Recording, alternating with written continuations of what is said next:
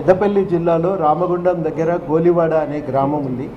ఆ గోలివాడ దగ్గర irrigation project కోసం 400 ఎకరాలు వాళ్ళు గవర్నమెంట్ తీసుకోవాలనే యోచనతో ఉంటే తగినంత నష్టపరిహారం రావటం లేదు, మాకు న్యాయం జరగటం లేదనే కారణంతో నిర్వాసితులు కోర్టుకు వెళ్ళారు. కోర్టు స్టే విధించింది. మొత్తం విషయం తేలే వరకు భూసేకరణ చేయకూడదని చెప్పి కోర్టు స్టే విధించింది.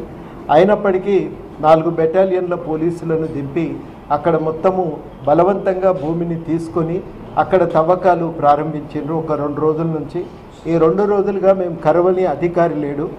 మేము అనేక మంది అధికారులకు ఫోన్ల ద్వారా కలిసినాం, విజ్ఞప్తి చేసినాం, వేరే నాయకులు కూడా మాట్లాడినరు.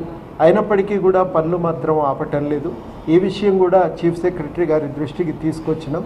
బలవంతపు భూసేకరణ పనికిరాదు, మీరు ఏదన్నా ఉంటే చర్చ చేయండి, మాట్లాడండి, గ్రామస్తులకు న్యాయమైన పరిష్కారాన్ని చూపించి ఆ భూమి తీసుకోవటం మంచిది. కానీ కేసు కోర్టులో ఉండగా స్టే ఉండగా బలవంతంగా తీసుకోవటం మంచిది కాదని చెప్పినాం. వారు కూడా ఆ విషయం పరిశీలిస్తానని ఈ సందర్భంగా హామీ ఇచ్చారు.